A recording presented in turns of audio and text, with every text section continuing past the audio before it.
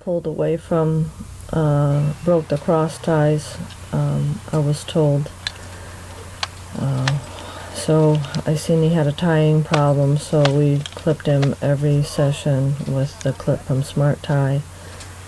When I just went to brush my hair from my face, he'd run backwards.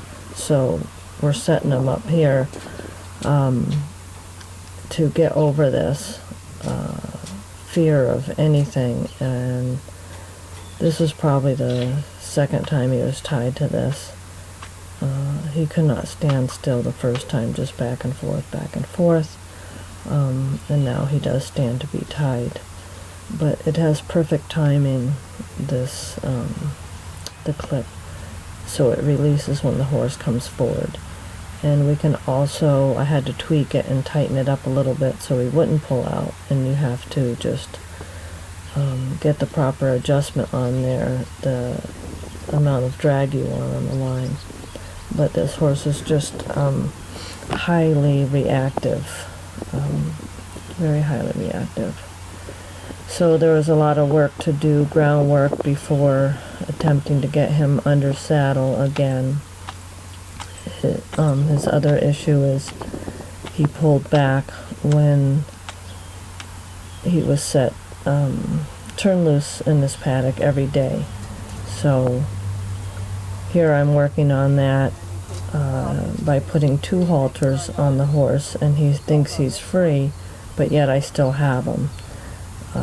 Because he just, the first time I turned him loose, even when I was told right before I turned him loose that he would pull, well, I faked the clip, made the noise, and that attaches to his halter, and he dang near pulled my arm out of my socket.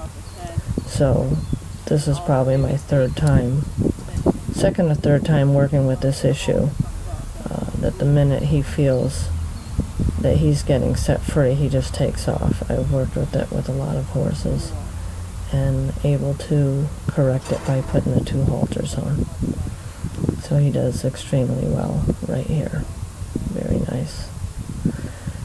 This task right here, this horse just could not stand still. Matter of fact, the first time that I that I worked with him, the very first session, which was a couple before this one, I couldn't even hold him. He pulled out of my hand twice, ripped out of my hand. Just walking, just standing, anything would scare him, and he just, with a line twice the size of this and a rope halter, I couldn't hold him. So we work on that last one, getting him to stand. Before I get on this horse, I want to know what I have. So by ground driving him, I can see, can he steer, can he stop, can he wait? He had a problem doing all of these things, so I ground drove him probably 3 times before I got on his back. He has a lot of things going on. He swings his head side to side, right like there what he did, only much more violently than that. It's decreased every time I've worked with them, so I believe it's brought out by nervousness. Here he chooses to take off. He was also hard to catch. So when he takes off, I put pressure on him, and when he's leaving, and take the pressure off when he's facing. So if he won't look, I put pressure off. When he looks, I draw back. My version of join up. But you can see where he does the head side to side. Again, not as violently as he has done. He will do it even turned out in the other pasture with his barn mate. But when he was taken away, he had a lot more stress, and happy to report that the last few times I'm working with him, he's not done it at all. So that's good news. He was diagnosed with kissing spine 3 years ago. Don't know if he had it or not. It's one of the most misdiagnosed things in a horse. But he also had a bucking problem. I believe it was bucking at the canter. And then he had 3 years off, so I am going to ride him, and his young owner is going to ride him. She's over 18. And doing all the prep work here. I'm working on stand to be mounted and also to come up to the block or wherever I need to get on him. So I put in time on the ground. You see he kicked out at the flies. He kicks at his tail. I put in the time on the ground to work with him a little bit and not just hop on him. I was told when he was ridden 3 years ago he would never stand to be mounted. He wouldn't stand if you needed to shorten your stirrups. And from the very first time you'll see coming up me getting on him and that I want the horse to stand. So this is why I put in the time on getting him to get over to the block. So if I need to get on him somewhere that's not a traditional mounting block, that I can get him to come over and pick me up. But you can see how jumpy he is. I never thought this horse would come as far as he did. And I'd say probably 4 or 5 hour sessions to be able to be ridden. The other thing that he exhibits while being ridden is it looks like head shaking syndrome. He does it a little bit and then he gets over it. So he's got a lot of things going on, but he's also got a lot of try. He's very smart, and he's just coming around.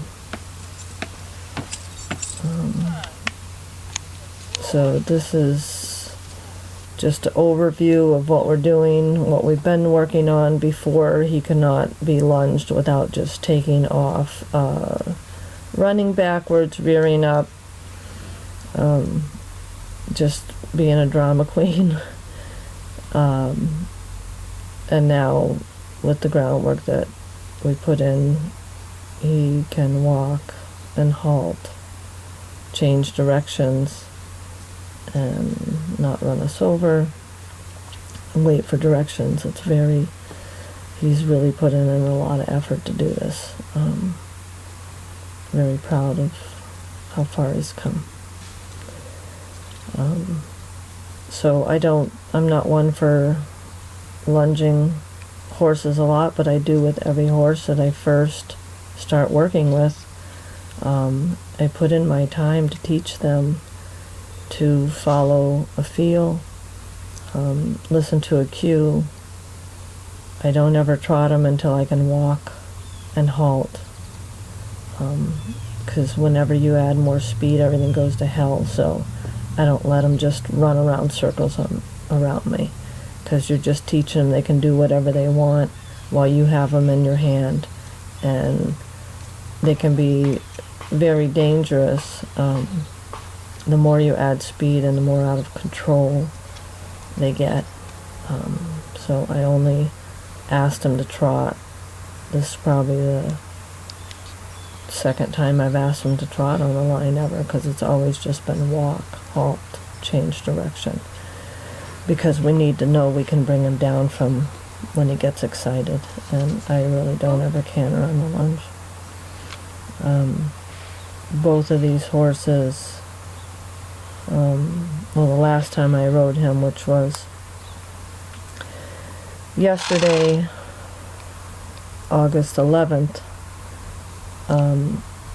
we took him out into the park, which you'll see a little clip at the end, and I didn't do any work. I hand walked him over there, and I hopped on him from a guardrail and rode him bareback.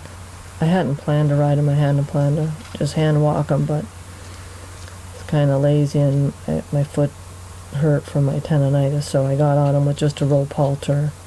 The line I have on him now I made into reins, And I got on him bareback and rode around the track, which was probably about half a mile. And he was great. So, again, just demonstrating what we had accomplished in our sessions before I wanted to get on his back. I wanted to have a little understanding down and not just hop on and hope for the best. Here I'm pushing him sideways, having him yield, so in the saddle he understands when I push on this midsection to yield. And all this groundwork just really helps under saddle. So here's my very first time getting on him. Had not been ridden in 3 years. And the last time he had, as I said, he was bucking and he was put up.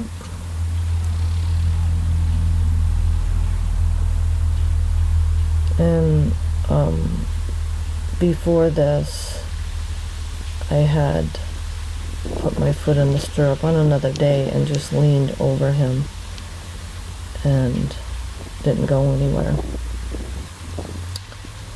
Just for a few minutes, not even. So the first thing I want to do is flex him to a halt, because if he takes off, if he does anything, I don't want him to run around in circles. I want him to stop his feet. I want him to get soft in his face and flex his head. I need to have control of the horse.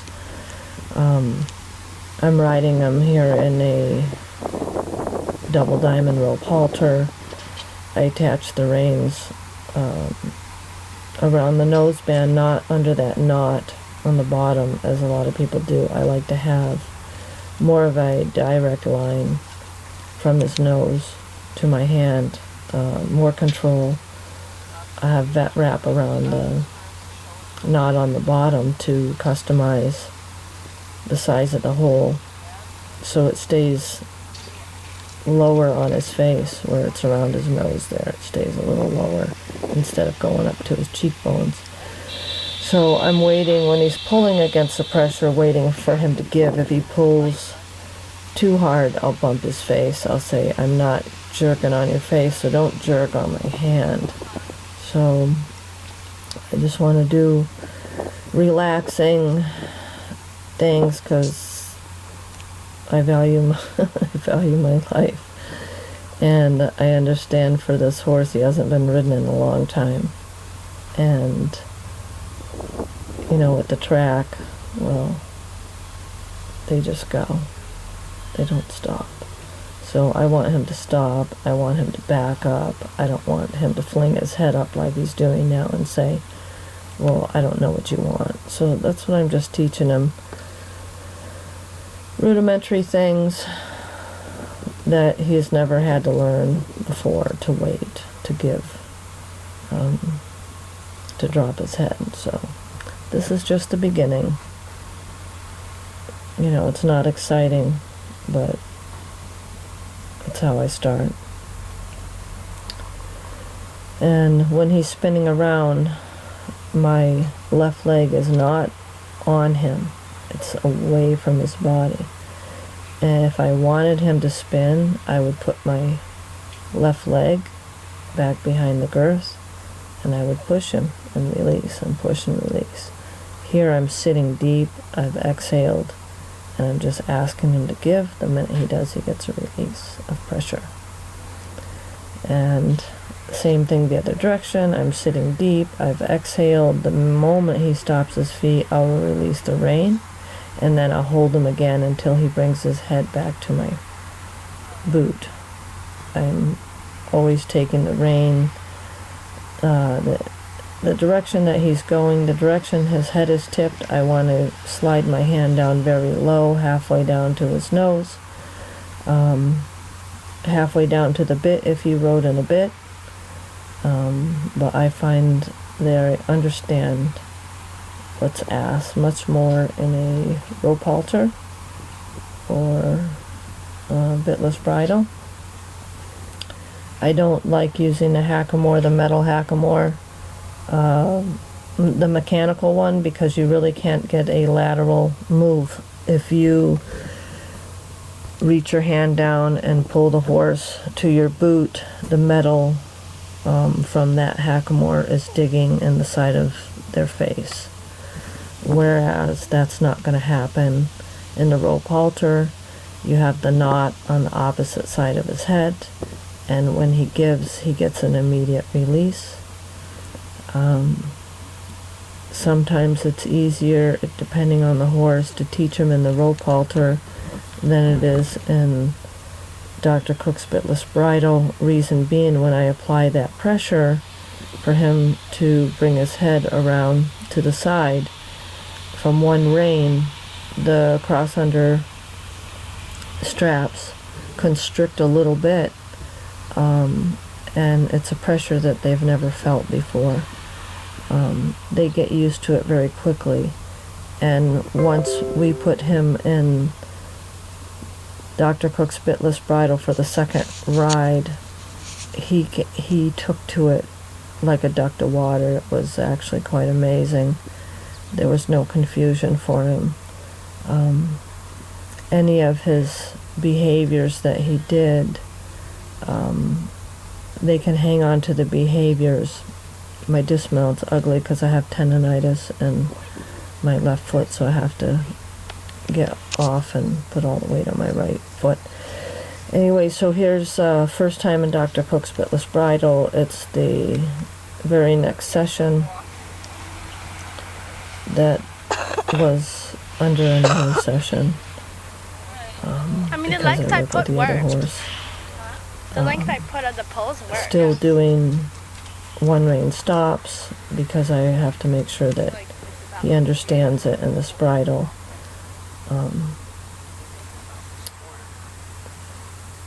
don't know if they're demonstrated here in this particular video, but he went right into his turns, and he was learning to drop his head and get soft in the bridle immediately.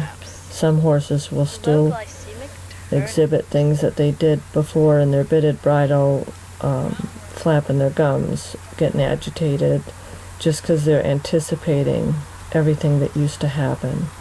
And being a racehorse, he got pulled with the reins, and they learned to push into pressure instead of give to pressure. His feet have to Here's be his young rider demonstrating one rein stop, and you see the more we do it, the quicker he gets it. That was beautiful.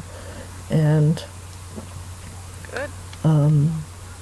You can see that he's, and this is just her second time ever riding him in this bridle since he was off for the 3 years. I don't know if she rode him before, because she told me her sister was the one riding him at that time of his diagnosis. But he just is going lovely, and just so happy with his progress, and he's just getting better and better every time. We have not yet cantered him. We're taking it slow. And then here is August 11th, as I said, that I just am on him bareback with just a rope halter and the lead rope attached underneath. Like the water at all. And we rode him and we went bikes. It's the other horse that I've been working with, Barton. All right. And he has ridden in Dr. Cook's bitless bridle. I hope you enjoyed the video.